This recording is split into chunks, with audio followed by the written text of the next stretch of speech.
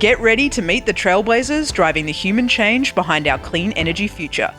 This week, our trailblazer is the Executive Vice President of Renewables and Energy Solutions at Shell, Elisabeth Brinton. A self-professed tree hugger, provocateur and change agent, our conversation connects an incredible array of dots across capital, storage, technology, policy, innovation and partnerships. And the thing I love most about Elisabeth is the way that she always anchors to the end solution, a just energy transition. Elisabeth passionately encourages us all to use this moment in time to bring everyone along on the journey. We're here to fuel a new energy conversation, and it starts with you.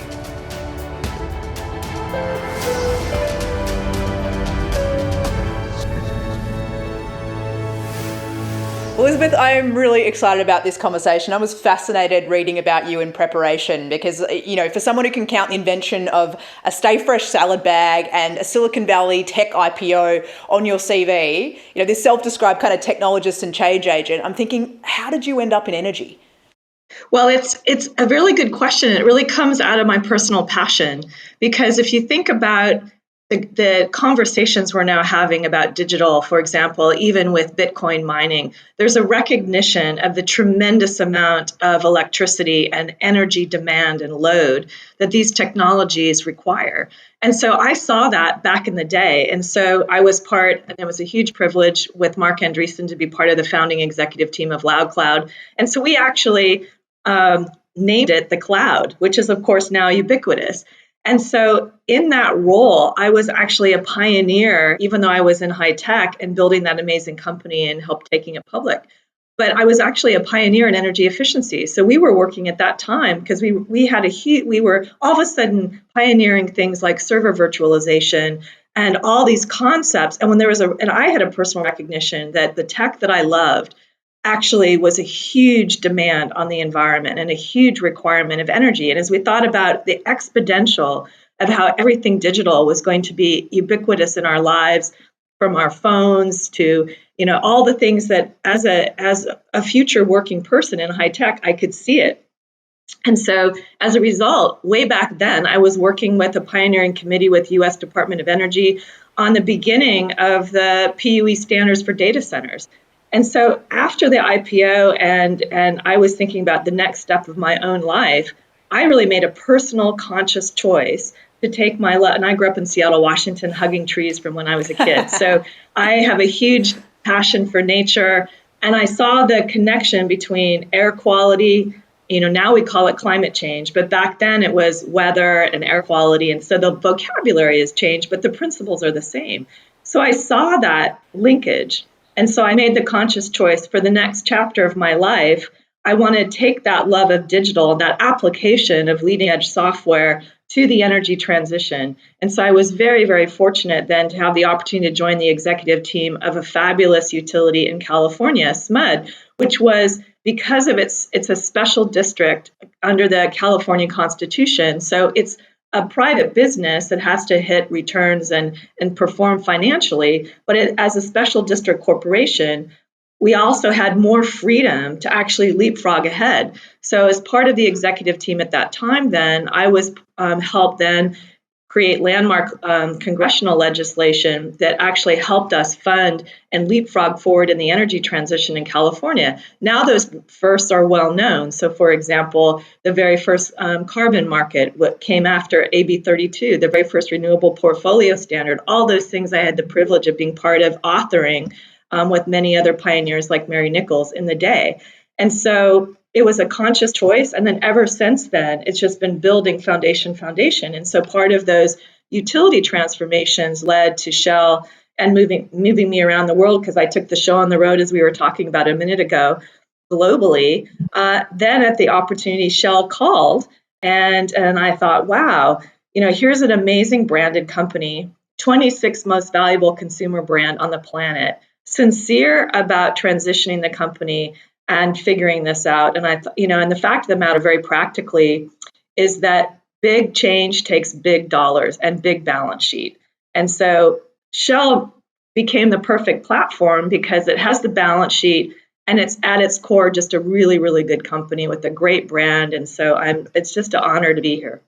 Oh, well, that's you answered so many of my questions in terms of wanting to understand what high school you would have wanted to do. But I love that you're a tree hugger from Seattle from way back, and just, that intentionality you had when you picked that chapter on, this is what I'm going to do. The choices that you made around why yes to any given company. And it sounds like from your point, you wanted to get involved at where you believed your change, your work, your energy could have the greatest ripple effect in terms of the overall impact. Would that be a fair way of surmising that? That's a brilliant summary. So very good, Holly. That's spot on. So talk to us about joining Shell. I mean, you joined in 2018, steering the company's work in power, renewables and low carbon tech. You've built a career on driving change. You talked about big change takes big dollars. How do you walk into a role like that and even on day one start to think about how am I going to have my impact here? How do I think about a level of change that's at that scale? Well, it's a great question. And part of it is it always takes a huge amount of humility because you have to come in, and part of what you have to do in any good relationship, you have to listen. You have to step back and go, okay, there was clearly a mandate and a desire to move forward, but actually, where is the company now? And so one of the first things I joined at the very end of 2018, so just before Christmas. And so really my first year was 2019. And so that was the year before the pandemic. And so, of course, we didn't know the pandemic was happening. But at that time, one of the first responsibilities that I had was actually to work with our board and actually create an agreement around a strategy on a go forward for new energies and renewables and energy solutions. And so because there was not a coherent strategy, and so as any good publicly listed company, that's the requirement of the board to set the strategy and set the direction. And so part of my first job was actually facilitating those very challenging conversations because a lot of the new technology, a lot of the solutions that we can see from a net zero emissions perspective are the future. They're not necessarily all economic today in their business models. Plus, with any company, when you really get down to it and you're talking about fuel switching and replacement and cannibalization, these are really tough topics for any corporate to think through and think about, well, what's the timing? Because we're doing this for our shareholders. So how do you maintain the value for your shareholders today while you're building a foundation to transition? These are very, very challenging topics, and nobody has a crystal ball, right? So one of the things that has made me effective, I think, as a change agent through my whole career is that combination of passion and vision on the one hand and a huge work ethic, but also deep humility and a curiosity, willing to listen and go, I don't know the answer. Let's figure it out together. And then pull together and build bring the brightest minds, bring the provocative outside opinions, and then facilitate that type of conversation. So that's what we did in 2019. We really set the stage. We made some key foundational investments also in 2019. So for example, we acquired what was ERM Power in Australia, which really fit exactly the archetype for our integrated strategy that leverages Shell strengths. And so this is the other key thing as well. Every company, even in the same sector, has different business models. So Shell has a huge world-class global trading organization, it's the leading commodities trader on the planet. Therefore, what was very clear and obvious to me, especially as with renewables and energy solutions become more distributed, a huge advantage for Shell is if we could take advantage of that trading capability, that global understanding, and then with that, then build integrated business models. Now that's very different than 100% volume play in just renewables. And so this is something that's some of the difficult conversations with capital markets and investors because they want everything to be the same. And each company has to take the responsibility of looking at itself and going, okay, what are our unique competitive advantages and strengths? So that was the first part. So when I arrived, I didn't realize how strong Shell's trading capability was. I learned that and I was like, perfect. That gives us an opportunity to do something differently than our peers. And at the same time, begin this green transition, but in a way that's building strength to strength for Shell. Absolutely. And I want to come back to you as a change maker a little bit later, but let's get into that strategy first and your new energy transition strategy. You've set a lot of targets. Can you give us some more detail, particularly around growing your clean energy and mobility business? What can we expect from your future power business and your e-mobility plans? Absolutely. Well, one of the things to reference as a foundation point, Holly, is the sky scenario. So Shell has been a leader at scenario planning for many, many years. It was one of the things that attracted me to Shell, actually, is that willingness to be provocative and push itself in its own thinking. And so one of the things that is key is deep electrification. So currently, if you think about end use energy, about 80% of it today is hydrocarbons based. However, with moving to net zero and the policy direction that we're heading towards Paris and beyond, that switch, it flips to actually becoming 80% of electrification, including in the hardest to abate sectors. So for example, if you look at the steel industry today, there's new electric arc furnaces and new technologies that are coming on that you can combine then with renewables to green hydrogen and actually produce green steel. So one of the things that was really important is that became the anchor scenario for Shell. And so then in terms of disclosures, we've talked about by 2030 selling 560 terawatt hours a year, which is roughly twice as much electricity as we do today. And so, again, this is a really important strategic point. Many other companies give a naked megawatt hour target, which is a volume target. Now, we need tons of renewables, but the differentiation goes back to my point about trading. We, by design, are giving a terawatt hour number because that implies it's anchored on a sale to a real customer. And so it's actually that capacity and that utilization, because we believed, and this is part of my experience over many years, is that I've learned you have to anchor demand and supply. And so if one gets out of balance with the other, you don't have a commercial sustainable business model. In the early days of solar, for example, we saw so many solar companies go bankrupt in the US. It's because it was all volume based without that underlying match between where the markets were ready to take in all of the solar, even if we knew philosophically it was the right thing to do. So that's really, really important. So in part of Shell's targets by design, we've really landed them on value-based targets that are based on real transactions with our customers that then we know that we're producing EBITDA in the end for our shareholders as we build the business. You talked about like the sustainable commercial reality piece, and also I found it really interesting your comment around kind of the need for different business models, even within the same industry. How do you think, as a diversified, complex, long-standing, in many ways a Goliath or a Titanic we could describe, turning the ship and starting to play against all these pure play clean energy startups not a Titanic. And new companies? We'll pick another type of ship, Holly, not a Titanic. But it is that whole piece around how do you think about the idea of competing against smaller and nimble players? Or do you think about an acquisition strategy, or where do they fit, and how do you think about Shell relative to kind of pure play nimble startups? So in terms of the innovation of these companies, first of all, to achieve the big goal for the planet, we need everybody. So it's exciting. And frankly, with the level of capital that I have to deploy, the challenge is actually not capital, but actually opportunity of good investable companies. So if there's any listeners out there who are great entrepreneurs and building those pure play companies in my space, let us know, because we are definitely, which is part of the answer to your question, we are part of our growth is through M&A.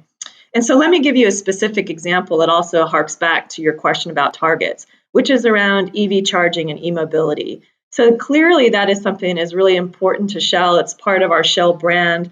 We all know the Shell pectin and the experiences in the different retail stations, be sure of Shell. So as we move to electric mobility, we want the same consumer brand promise. You can be sure of Shell. What that means then is we need to invest in a huge amount of electric vehicle charging infrastructure, not only modernizing our forecourts where people are familiar, and also including dining experiences and other things like that, and fast charging, but then also where people are. So charge points at their home, charge points at work, all these different partnerships. So one of the things that we did is we purchased a European company called New Motion and a US company called Greenlots. And together they become two branches of a single tree in terms of our EV charging solutions. And now we're doing fantastic big partnerships with companies like Amazon and Microsoft and Penske.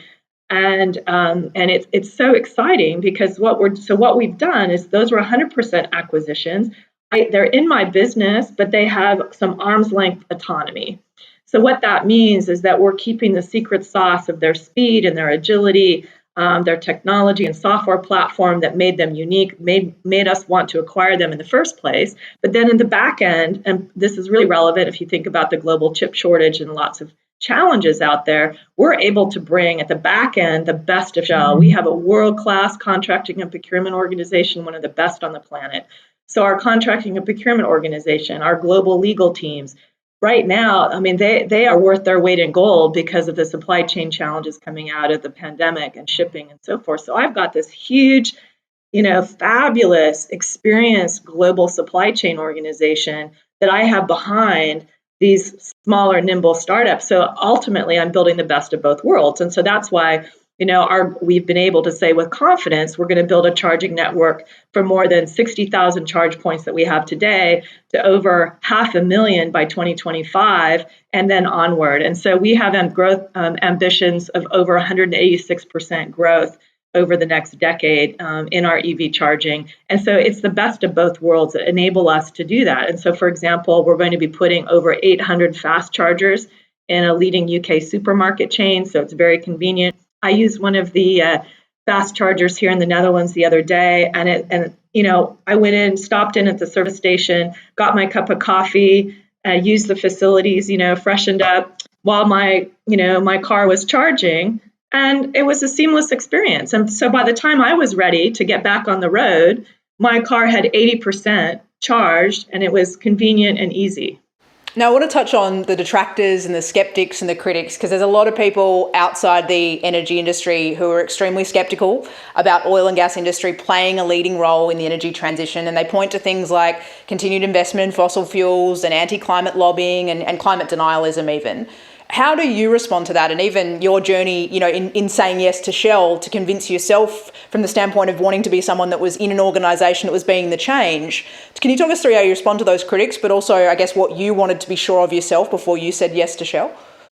Well, I'm going to answer the first part of your question with a bit of sense of humor, because this gives you an insight of sort of how I roll, which is that one of my favorite artists is Taylor Swift. And she has this fantastic song, and she laughs about, all the haters, and it's such a great song, because the fact of the matter is, if you're ahead and if you're trying to lead change anywhere, you get all these people that have animosity, that have skepticism, that point fingers. You're not good enough. You're not fast enough. You're not big enough. You're too, et cetera, et cetera. So one of the things I've learned, which is why I love the Taylor Swift song, is that you have to be clear on your motives and your purpose. And then you just have to have a certain degree of a thick skin and resiliency and soldier on. Because the fact of the matter is, and this is also personally, when I got the call from Shell, a huge part of how I'm made up is about integrity. And I thought about it, and I thought, what do I do as a businesswoman? I do fly on planes. I do have, at the time I had, electric and a hybrid vehicle. So there's some, dependence on fossil in there. I have horses. There's no such thing as 100% electric heavy duty horse truck that can haul, big horses. I mean, they are petrol powered, and I'm not going to stop going to horse shows. So part of what I realized, if I looked at my own life, as green as I am and as focused as I am in my own life, like, my home has solar panels, I have deep energy efficiency, I really practice everything that I believe in. Even so, there were many places in my own life that still touched the basic core products that a company like Shell produces. So I thought, okay, first of all, I'm honest with myself, and so that sense of truthfulness, I thought, if this is a company, we think about society, and you think about the economy and all the levers and the role that energy plays in the economy, we truly need a transition. And so people who just say you can just like flip a switch and go, we're going to just go from here to there. To give you an example, our HKN wind farm, that is a massive offshore wind farm. And then it's going to be paired with a 200 megawatt electrolyzer. So you've got over 760 megawatts of green renewable offshore wind coming into a 200 megawatt green electrolyzer at the Port of Rotterdam. That's going to produce enough green hydrogen for only 2,000 trucks. Only 2,000 trucks. So if you think about the scale impact and the urgency of the transition, it needs big scale companies like Shell who can put the capital in, who have the complex engineering organizations, because that also goes back to your early question. There's lots of phenomenal, innovative startups, and they do proof of concepts, and their technology works at a smaller scale. But moving any innovation, whether it's behind the meter microgrid technology, smart home, any of these things, when you go from a relatively small up to big, it is an exponential change in all the underlying infrastructure and digital back end, including your digital backhaul, your telecom, your cybersecurity. That's expensive, it's complicated, and all of this stuff is new still. So it's fraught with risk and challenge. And it also, from a commercial perspective, requires policy change, things in the power markets, in the gas markets, fundamentals around how things are priced, in order to make these new types of solutions actually economic and deliver a return for shareholders. So when you talk about transition, part of what I love is the complexity, but that also just gives me the perspective, going back to your core question, that people who are critics, they simply may not understand. And at the same time, people that have a passion and a voice, I deeply respect, because we need to push the hard conversations. We need to push for pace. And so it takes everyone. And many of, one of my closest friends that I just absolutely adore is a very senior leader at NRDC. And I'm so grateful for his work as an example. And so together we've been able to we partnered back in the day in California on the digital smart meter introductions, how that aligned with solving climate change. It takes a village, and it takes all of these voices. So for me, I'm quite relaxed, and I really welcome the diversity of dialogue because it makes us better. So much in that answer I want to delve into, but I want to double click for a moment on kind of the resilience, borrowing Taylor Swift's line, shake it off. It's easier said than done. As someone who's been at the forefront of some really challenging conversations, I'm astounded to know that, a bullet was shot at your home and things like that. How, at a personal level, do you recharge, do you reset after those tough conversations, after moments like that, moments where you're truly kind of feeling like sometimes you're just surrounded by the critics and the naysayers and people who say it can't be done? Personally, do you have any advice for leaders who are maybe feeling in that spot right now? Absolutely, Holly, and I really appreciate that question, because ultimately for all of us in our lives, whatever we do in our careers, and I think this is hopefully a take forward lesson from navigating through the unprecedented times of the pandemic as well, we have to really anchor ourselves on our own spiritual truth. We have to have a sense of just comfort in your own skin. And so I'm able to have that resiliency because I really genuinely believe in what I do. So if I have a really super hard day, I can go, it was worthy. And so the fights and the tough times, the tough conversations, I know it's worthy work, and I know that I'm showing up with honesty and integrity. So how I then recharge myself is, I mentioned nature. I love my horses. I go out for a hack in the woods, and I just love on my horses, and I just, I'm out there and I breathe the fresh air. And I one of my hobbies that I took up during the lockdown when you couldn't do very much is I've always loved flowers. And so I've become quite a hobby gardener, and then photographing all my flowers and those simple things that just really ground. For me, it's grounding in earth. So it's literally getting dirt in my fingers, petting my horses, going for a ride, gardening, taking a walk on the beach, holding hands with my husband, and, just watching the seagulls fly. I mean, it's just very simple. And I hope that for everybody through the pandemic, this experience has reminded us of those simple things in life, the importance of family, the importance of sleep and rest and exercise, the basics. That's what gives us then as human beings the ability to navigate through, the complexities of modern life. And so it doesn't matter what career you're in. I mean, I think about our healthcare providers and all the people that are really on the front lines, how we can help each other make sure that we remember these basics, get enough sleep, drink water, take care of yourself, have a sense of whatever it is that refuels you at a spiritual level. That's essential. Absolutely. And you also touched on, anyone who's involved in change is involved in tough conversations. And I wanted to ask you about those because you mentioned having them internally, you've mentioned having them externally. What advice have you got for leaders about leaning into those tough conversations and seeking to find common ground, or at least understanding with people who come from a very different viewpoint and maybe don't, at least initially, agree with whatsoever what it is that you're seeking to put forward as a source of truth or a contribution to the conversation? Yes, well, part of that, and you mentioned something when you talk about source of truth. So one of the things that's really important to me is finding, and it's hard in this world, you have to actually do a lot of research to find a neutral fact base. And so generally to do that, that requires triangulating a lot of data and information and pulling insights out so that you then share a fact base. And then the other point, especially in polarization of debate around all these policies and so forth, is to create, what I always do is I create a menu and then I say, okay, here's a solid fact base of what we understand. And then and then transparency. So neutral fact base, which means a lot of research, but not paralysis by analysis. I want to be clear on that. You can do that with speed. And then transparency, so that everyone who's ever built a financial model knows that you have to put in assumptions. So then how I go about it is that I'm completely transparent about my assumptions. And I say, well, for example, if you think about modeling for the uptake of EVs, you have to assume certain things.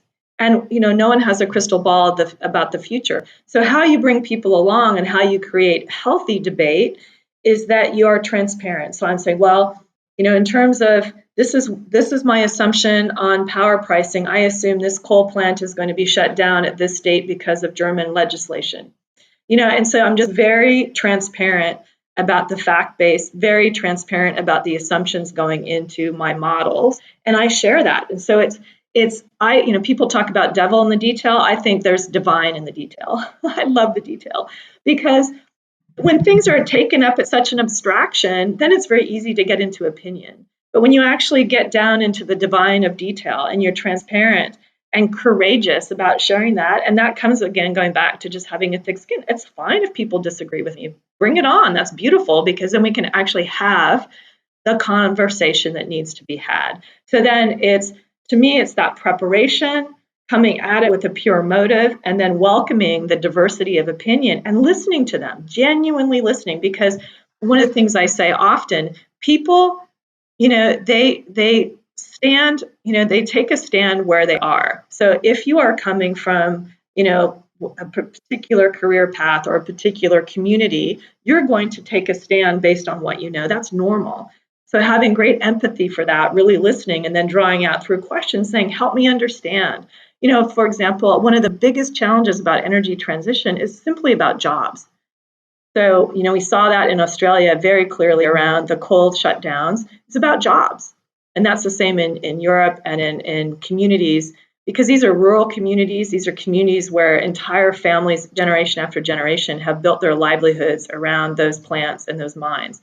And so, we're all very simple people, really. At the end of the day, we're going to fight for our own well-being and survival and livelihood. So it's incumbent upon us for a just transition to identify new jobs, new opportunities for people in local communities.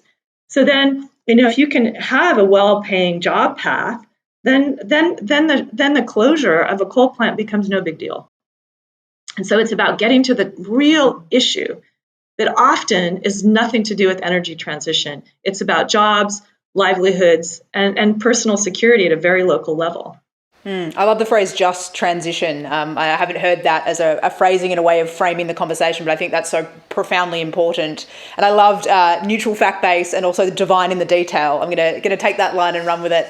I wanted to touch on, you mentioned, once you've got that neutral fact base and you're kind of putting in assumptions into your models, no one's got the crystal ball. There's inherently risk when we make assumptions. What do you see as the biggest risk for Shell with this energy transition strategy? And what do you risk? I appreciate your point around diversity of perspectives.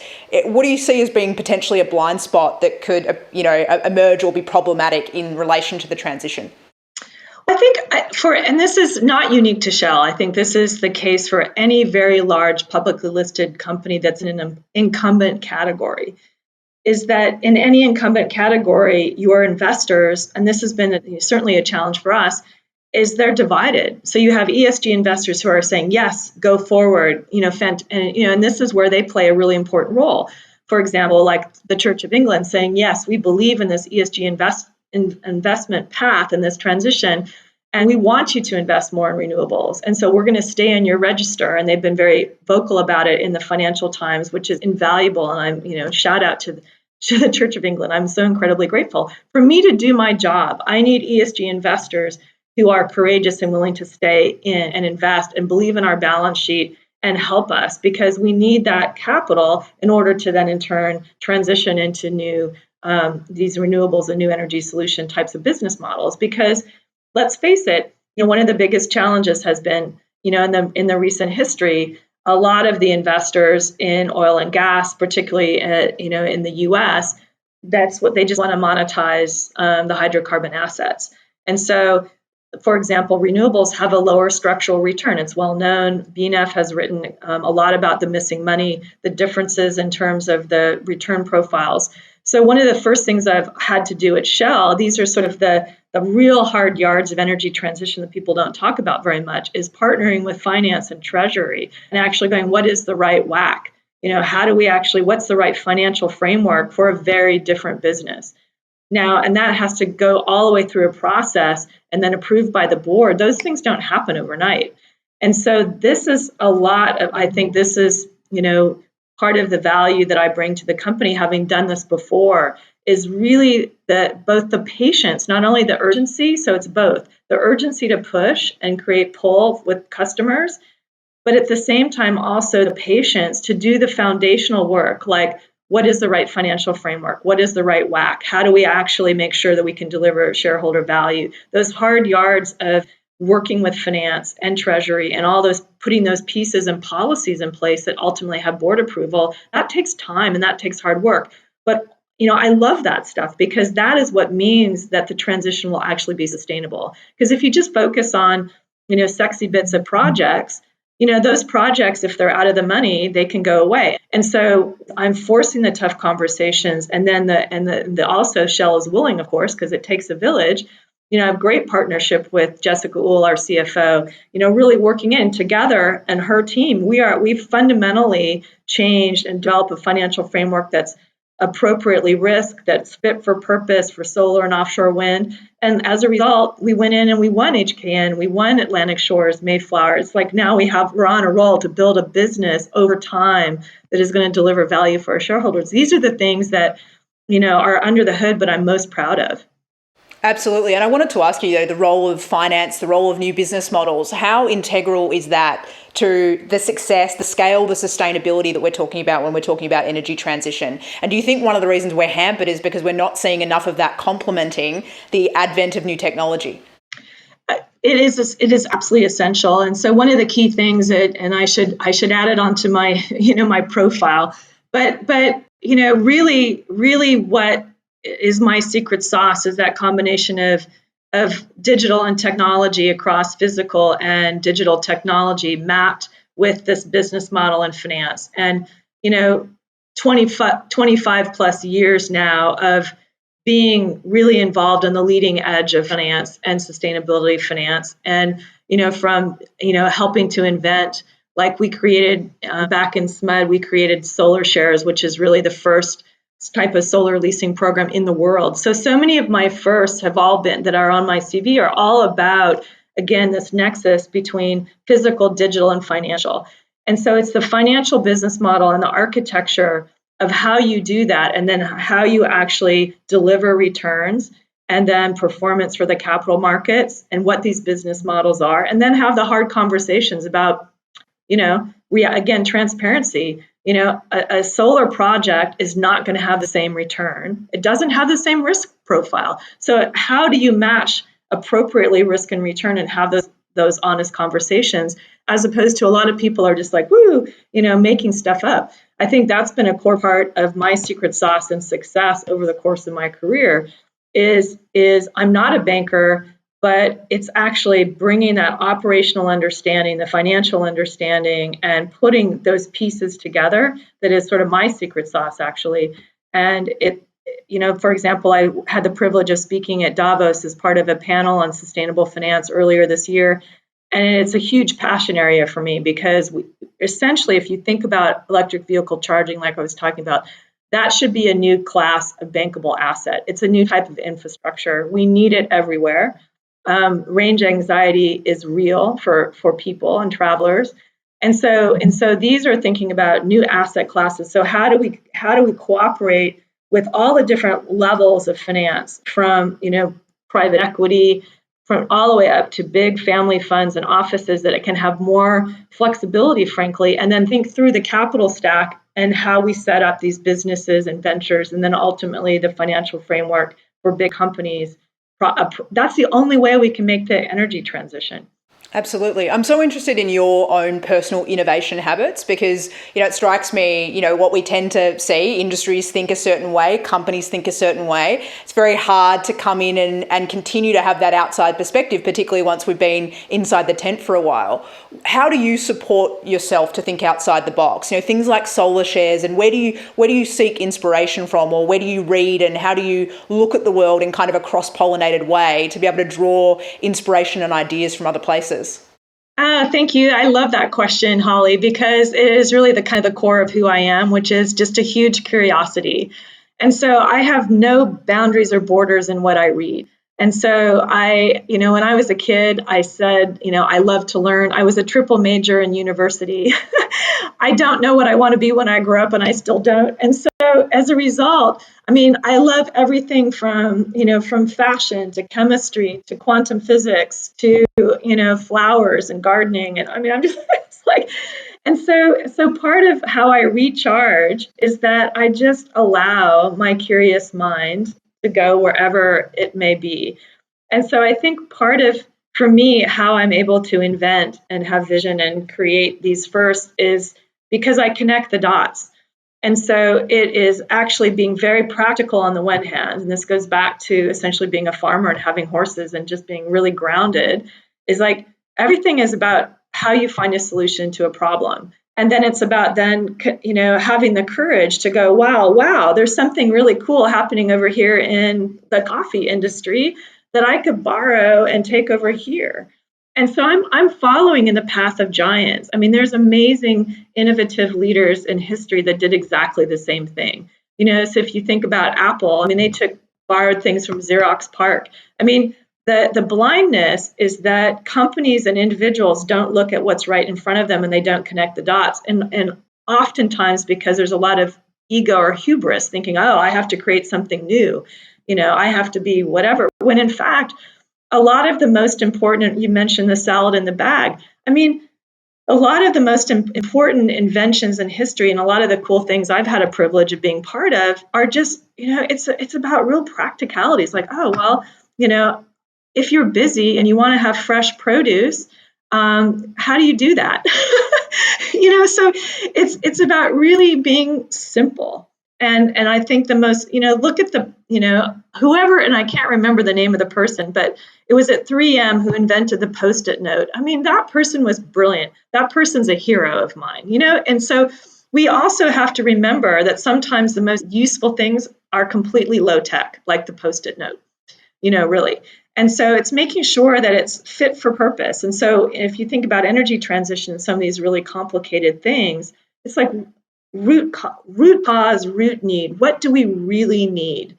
And that's part of what's missing too, is that people don't simplify enough. They don't take it down to root need, and therefore they lose in abstraction the actual problem you're trying to solve. And that's, to me, I think one of the biggest risks, in tech in general, is because people get romanced about the tech instead of actually the solution. And so that's the key thing that I anchor on, is the solution. What are we really trying to solve? What is the real underlying need? And then, okay, how do we best do it in the most economic, effective, efficient way possible? You mentioned the lure of the tech. There's a lot of conversation at the moment about technology and data and the role that that's going to play in oil and gas and utility companies moving forward. How important is that going to be in terms of, and I guess actually more specifically, what do you think that oil and gas companies can learn from great innovative technology companies? Is there any examples that you take from your Silicon Valley experience around disruption that you think is absolutely, fit for purpose in the oil and gas industry at the moment? Absolutely. And I'm privileged to be part of a fantastic and groundbreaking global partnership that we have with Microsoft. And so that's a really great example of part of what they're focused on with Microsoft is how can you apply their years of experience with enterprise software and now the cloud and really being practical again with solutions to things like decarbonization. And so one of the things that we're doing with that partnership is that we're then applying key technology solutions behind the scenes at an enterprise level across RDS. And so that is an example of, it's a great partnership and it's essential and it's a win-win because and it's a good example, great partnerships anchor on where you know what your own business model is. So therefore, we're not competing with Microsoft and Microsoft's not competing with Shell. Therefore, we know what our swim lanes are, and then we can come together and partner on a really practical basis around net zero and advancing things that are mutually important. And going back to, what I shared with you about my own anchor vision of how I came into energy in the first place was coming from tech. And so if you think about a company like Microsoft and all of the growth with digital, they have to do that in a green way. So they need us just as much as we need them, because otherwise their carbon footprint is going to be bigger than ours, because of the growth of digital and the ubiquitousness of the cloud and tech. So it's actually, these are essential partnerships which make them really, really well aligned. And then together they can bring their compute power, their innovation around AI and advanced internet technologies. We can bring our understanding of energy and then the prioritization of data because, all data isn't useful. What you actually want are the insights that are going to drive economic activity. And so then we bring the expertise to go, no, actually, this portion of the data is actually when you bring it together, that's the insight that is magic. So it's a fantastic partnership that I'm really proud to be part of. I like the point that you made earlier that sort of sometimes we can be lured by the technology when a low-tech solution will do, and that not all data is valuable, and that importance of nuance in the conversation around technology. And I wanted to ask you whether you thought there's too much conversation around technology in the kind of energy transition debate, and whether you think there's other perspectives we're perhaps missing or not hearing enough of. Well, it goes back to my comment about just transition. I think that the conversations around technology are essential. So it's not about less or more, it's about expanding the pie. And that's really, to me, what is essential about energy transition is that we don't just go, to switch from one commodity to the other, but we use this moment in time in society to actually expand the pie, which is one of the reasons why I'm also really privileged of having the energy access business as part of my power business. Because we need to bring everyone along with us in a just transition. And what that means is then we need to think differently about how we apply technology to make it more affordable. And that's bringing together both the physical and the digital technology and business models so that we can actually solve affordability. Because at the end of the day, someone's got to pay for it. And it's expensive. And so if we think, and this has been where some of the energy transition gains fall apart at a political level domestically in different countries, if your home electricity bill goes way up, that hurts people and people are left behind. And we saw that in Europe. When Germany first did its Energiewende a number of years ago, all of a sudden, the social justice aspect of the transition, because the actual home electricity bills went way up, over 35% of the population could no longer afford to pay for their home electricity. That doesn't work. That's not how we're going to have an energy transition. And so what we have to do is we need to have this nexus of conversations and look at things and policy from a systems perspective so that we don't it's like a balloon, if you push the balloon one way, then it pushes over here. So part of a just transition is actually solved by stepping back and looking at it from a systems perspective and going, okay, How do we time the transition? How do we time the shutdown of certain plants over here and then make sure that we have a pipeline of the renewable projects coming online at the same time so there's not a gap? It's these practical things that actually unlock the potential. You talked about policy debate there, and I know one of the things you've spoken about before, reflecting on the energy policy debate, was the want to see more thoughtful questioning of what we're trying to achieve, what the true goals are. Can you talk to us about multiple bottom line and the role that thoughtful questioning might play leading into COP26, or needs to play in COP26? Yes, absolutely. And it really goes just building on my comment a second ago, which is really about a systems perspective. So, for example, I mentioned green hydrogen a minute ago. And so hydrogen is a good example of a technology that's all the rage at the moment and part of the discussion, which is a good thing. That's really good. But then we need to be very practical and go, okay, at scale, what are all the different dimensions that you need in order to make green hydrogen work? You need to be able to accelerate the permitting of large-scale renewables. You need to be able to have power market reform so that you can actually think about capacity. You can think about actually also then reform on how what the level of injection and gas pipelines are. You have to think about permitting and siting in hubs so that you can, because this is big kit. And so then you have to think, so it gets really local really fast in terms of permitting, environmental, that type of thing. And so it's a systems perspective. And then you think about, you have to build a value stack for your shareholders. So if a big renewables project has lower return, then what you have to do is you have to have positive incentives on the end use area. So for example, in mobility for heavy duty transportation and trucking, other uses of the green hydrogen, so that you can value stack those big projects so that the investors, and then it comes back to our shareholders, they can see that they have a return, that it is believable, that's going to deliver that IRR and confidence.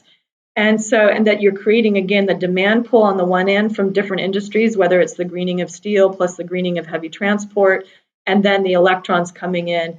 And so it takes us, so what COP26 needs, it needs the policymakers and the participants to stop looking at regulation in silos and actually come together and have the tough conversations around the energy system, because it's the system that has to transform, not just a silver bullet of, just wind or just hydrogen or just this or just that.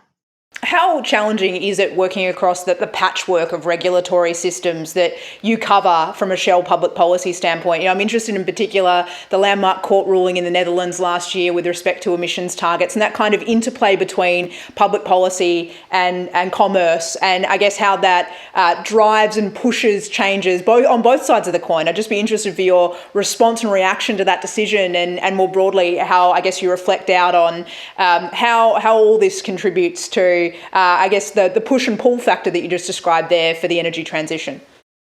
Well, first of all, what's really interesting about timing, and this is something that goes back to the very beginning of our conversation, where you just have to have perspective and context and step back, is that Shell actually at our Capital Markets Day, and I'm up there on the website and so forth talking about the business and where we're going.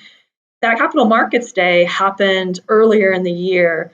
Back in February, where we were very bullish about our acceleration in the energy transition, including over a 45% acceleration near term out to 2035. And so we were very clear about those things. And then the court ruling came out several months later, because the court ruling was based on data and information that was already a number of years old.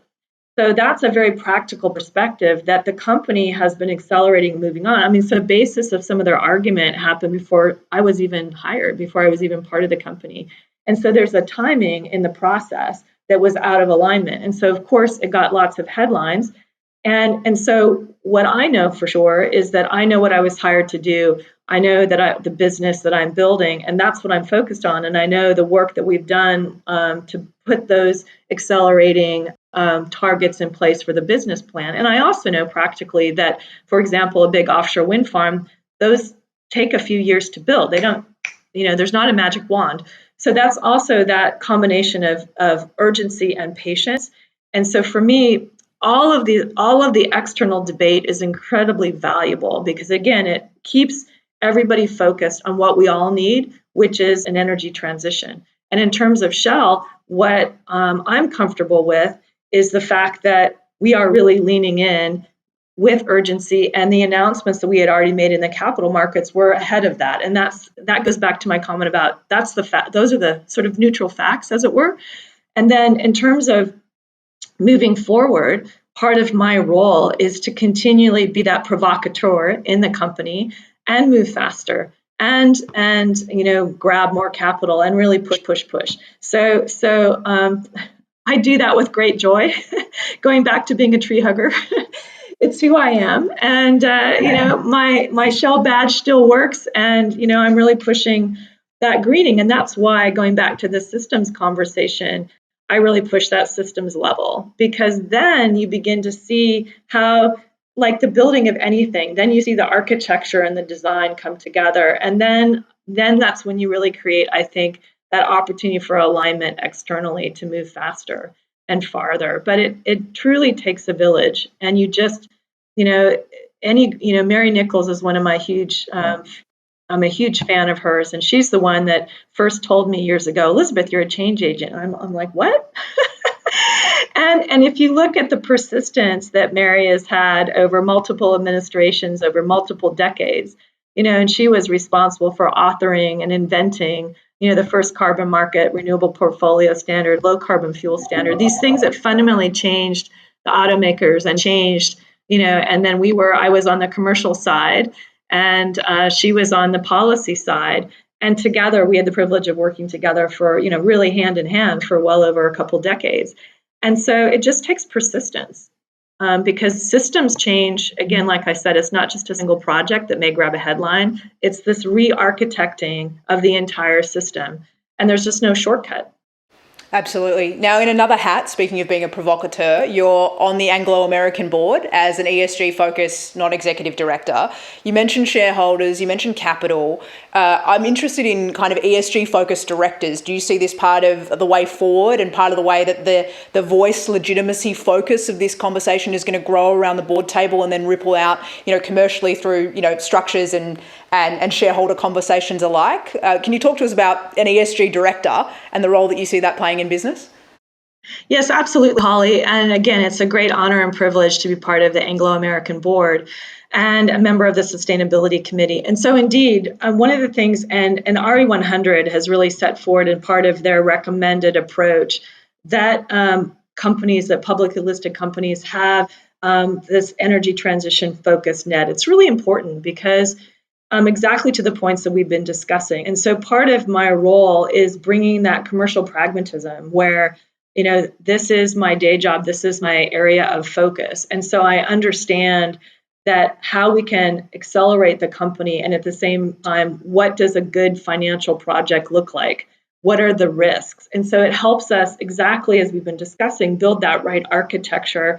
And then that combination of both support for management when management wants to be courageous, and at the same time, the push for management when management may not be going fast enough.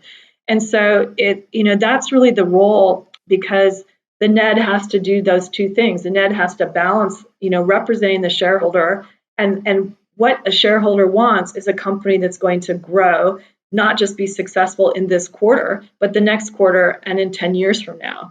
And so it's that combination of balancing that really important tension between near-term immediate results and then building that pathway for performance over time. And I love that. I absolutely love it. And I love being a NED. It's just a huge honor.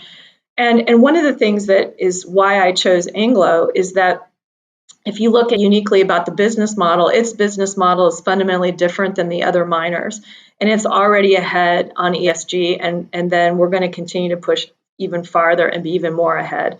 And so if you look at all the things that are important in energy transition, whether it's electric vehicles and batteries or hydrogen electrolysis, all of those things require precious metals and copper and the core products that Anglo makes. And so that's something to me that's really aligned in terms of professionally, whether you're at Intel or whether you're at Apple, you need an Anglo. And so, and it's ethics and responsibility towards the stewardship of the local communities in South Africa, the ethics and the real deep community safety and integrity